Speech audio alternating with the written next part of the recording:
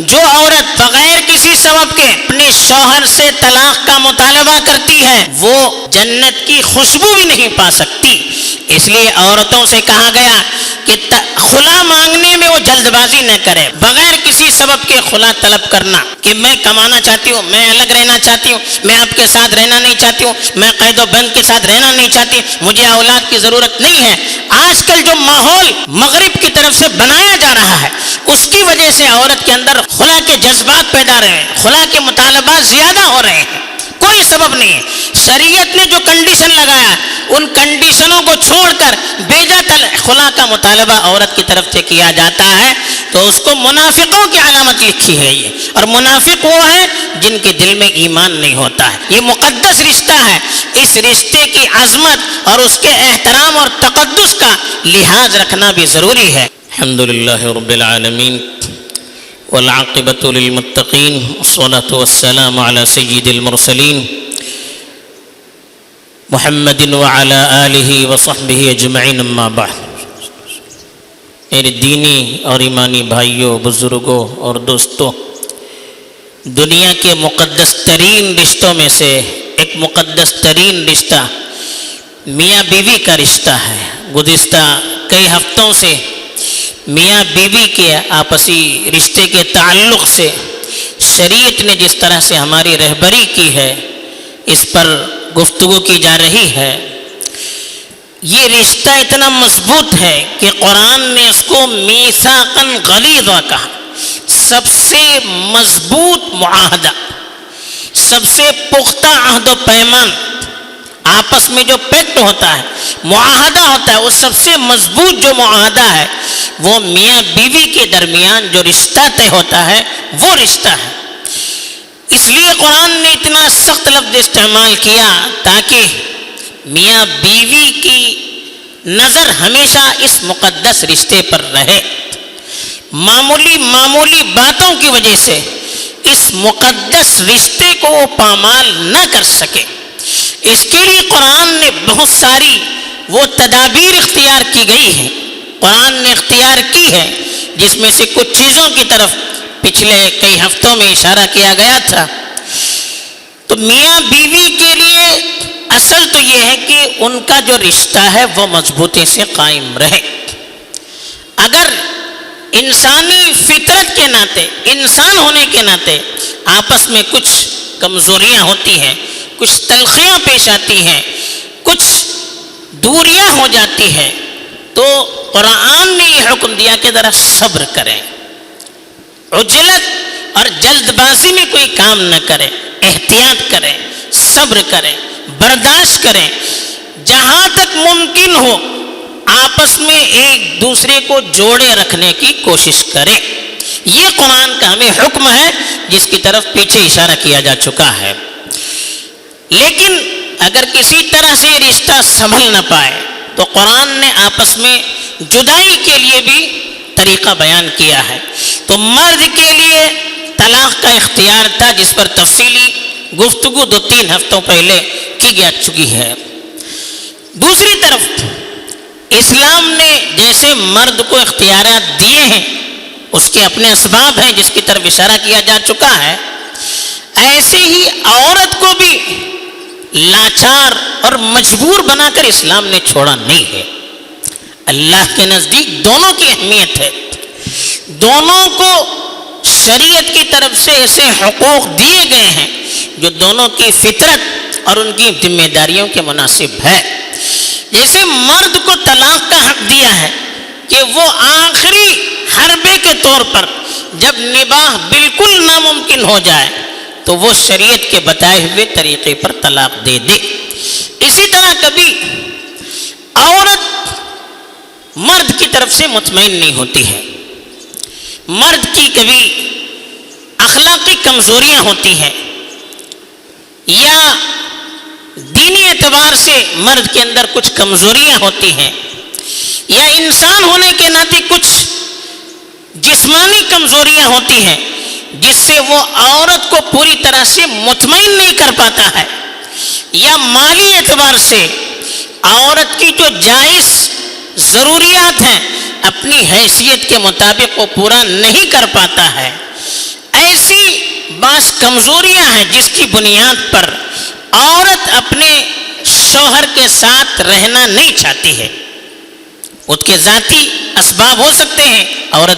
مرد دیندار نہیں ہے، بد اخلاق ہے، زبان گندی ہے، عادتیں بری ہیں، شرابی کبابی ہے، سمجھانے پر بھی سمجھتا نہیں ہے، یا دینی کمزوری ہے، نماز روزے کا پابند نہیں ہے، شریعت کے احکام کا پابند نہیں ہے، بتانے پر بھی وہ اس کی طرف توجہ نہیں دیتا ہے، یا جیسے بتایا گیا جسمانی کمزوریاں ہیں، عورت کے حقوق ادا نہیں کر سکتا، عورت کو صحیح راحت اور سکون نہیں دے سکتا، عورت کو مطمئن نہیں کر سکتا، یا پھر مالی اعتبار سے کمزوری ہے جس کی بنیاد پر اب عورت اس کے ساتھ رہنا چاہتی نہیں ہے.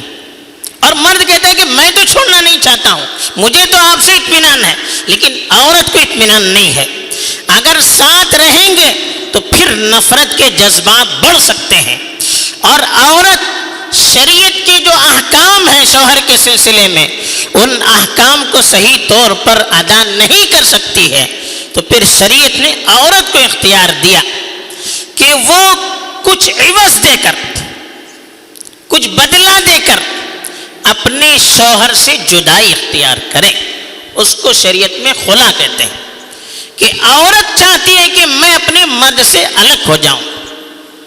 مرد کو شکایت نہیں ہے، مرد مطمئن ہے، لیکن عورت مطمئن نہیں ہے، کچھ کمزوریاں ہیں اور کسی طرح سے وہ صبر نہیں کر پاتی ہے.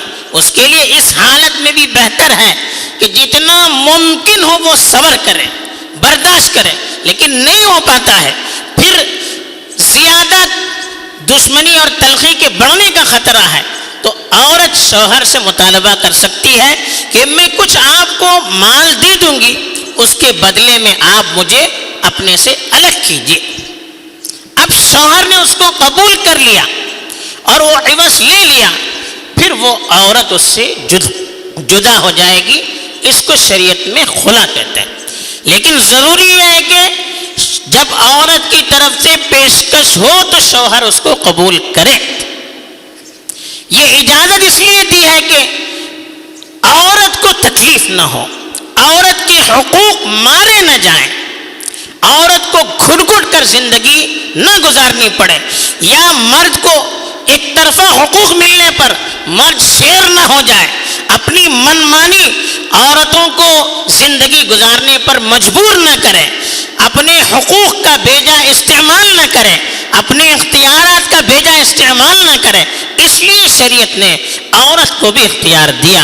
چنانچہ قرآن مجید میں ارشاد فرمایا گیا فَإِنْ خِفْتُمْ أَلَّا يُقِيمَا حُدُودَ اللَّهِ فَلَا جُنَاحَ عَلَيْهِمَا فِيمَا افْتَدَتْ بِهِ.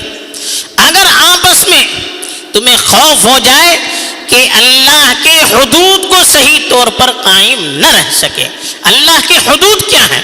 علماء نے لکھا ہے کہ اللہ کے حدود کا مطلب میاں بیوی کے درمیان جو حقوق دیے گئے ہیں، خاص طور پر عورت کو مرد کے سلسلے میں جو حقوق بتائے گئے ہیں، ان حقوق کو صحیح طور پر عورت ادا نہ کر سکے، جس کی وجہ سے زندگی اجیرن بن جائے، اس کے اسباب مرد کی طرف سے ہوں، مرد کی کمزوریوں کی وجہ سے عورت کے دل میں نفرت پیدا ہو رہی ہے اور اس کی وجہ سے وہ اپنا حق ادا نہیں کر سکتا، حق ادا نہیں کر سکتی. تو قرآن نے کہا فلا جناح علیہما فیما افتدت بہ. اب اس میں کوئی حرج نہیں کہ شوہر اپنا فدیہ دے کر اپنی جان چھڑائے. فدیہ کا مطلب کچھ عوض دے کر، کچھ مال دے کر اپنی آزادی کو حاصل کرے. حدیث میں بخاری شریف کی روایت ہے کہ حضرت ثابت بن قیس ایک صحابی تھے، ان کی زوج محترمہ رسول اللہ صلی اللہ علیہ وسلم کی خدمت میں حاضر ہوئی اور اللہ کے رسول صلی اللہ علیہ وسلم سے عرض کیا کہ اللہ کے رسول کے ثابت بن قیس لا اعتب علیہ فی خلق ولا دین ولكن اکرہ الکفر فی الاسلام. کہ ثابت بن قیس کے اخلاق اور دینداری سے مجھے کوئی شکایت نہیں ہے، بڑے بااخلاق آدمی ہیں، بڑے دیندار آدمی ہیں، لیکن اس کے ساتھ رہنے سے اسلام میں کفر کا مجھے شبہ ہے. مطلب کیا ہے؟ اس کے ساتھ رہوں گی تو پھر اسلام نے مجھ پر جو شوہر کے حقوق فرض کیے ہیں وہ حقوق میں ادا نہیں کر سکوں گی، جس کی وجہ سے شریعت کے حدود کو میں پامال کروں گی۔ یہ مجھے خوف ہے، اس کے ساتھ رہنے سے شریعت کے حقوق میں ادا نہیں کر سکوں گی، اپنے شوہر کے جو حقوق مجھ پر ہیں اس کو میں ادا نہیں کر سکوں گی۔ تو اللہ کے رسول صلی اللہ علیہ وسلم نے پوچھا اتریدین ان ترد علیہ حدیقتہ، حضرت ثابت بن قیس نے مہر میں ایک باغ دیا تھا ان کو، تو اللہ کے رسول نے پوچھا جو باغ اس نے تمہیں دیا تھا وہ باغ تو واپس کرنا چاہتی ہے؟ اس نے کہا کہ ہاں میں واپس کرنا چاہتی ہوں۔ تو اللہ کے رسول صلی اللہ علیہ وسلم نے حضرت ثابت بن قیس سے کہا کہ اقبلھا وطلقھا تطلیقۃ، آپ اس کا مال قبول کیجئے اور ایک طلاق دیجئے اس کو۔ تو یہ حدیث میں اس طرح کے واقعات ملتے ہیں، اس کو خلا کہتے ہیں۔ عورت اپنا مال دے کر اپنی جان چھڑاتی ہے یا شوہر سے جدائی حاصل کرتی ہے، اس کو خلا کہتے ہیں۔ اب یہ بھی طلاق کی طرح ہی ہے، اس سے ایک طلاق پڑتا ہے، لیکن ہم نے جیسے کہا خلا میں عورت جب پیشکش کرے تو مرد کا قبول کرنا ضروری ہے، اور جو عوض آپس میں طے ہو اس پر دونوں کا راضی ہونا ضروری ہے۔ عوض کیا ہو، کتنا مال دے سکتی ہے، کتنا عوض دے کر وہ اپنی جدائی کو اختیار کر سکتی ہے۔ قرآن نے کہا فیما افتدت بھی، جو بھی وہ عوض میں دے دے۔ اسی لیے علماء نے لکھا ہے کہ کوئی حد نہیں، کم سے کم بھی جتنا چاہے وہ لے سکتا ہے، زیادہ سے زیادہ کا بھی وہ مطالبہ کر سکتا ہے، شوہر کا حق ہے وہ کر سکتا ہے، لیکن بہتر اور افضل یہ ہے کہ جتنا مہر دیا ہے اس کو ہی واپس لے، بلکہ اس سے بھی بہتر یہ لکھا ہے اپنے مہر سے کچھ کم لے لے۔ بہرحال عوض میں کچھ لے کر جو چھوڑتے ہیں اس کو خلا کہتے ہیں، بغیر عوض کے چھوڑنے کو طلاق کہتے ہیں، اس سے طلاق پڑ جاتی ہے، خلا نہیں ہوتا ہے۔ تو آدمی جب شوہر قبول کرے، جو مقدار متعین ہے اس کو قبول کر لیا اور اس سے کہا کہ میں نے تجھے طلاق دے دیا یا خلا دے دیا، تو وہ جدا ہو جاتی ہے۔ عوض لے کر جدا کرنے کو خلا کہتے ہیں، چاہے طلاق کے لفظ سے کرے چاہے خلا کے لفظ سے کرے، یہ سری الفاظ ہیں۔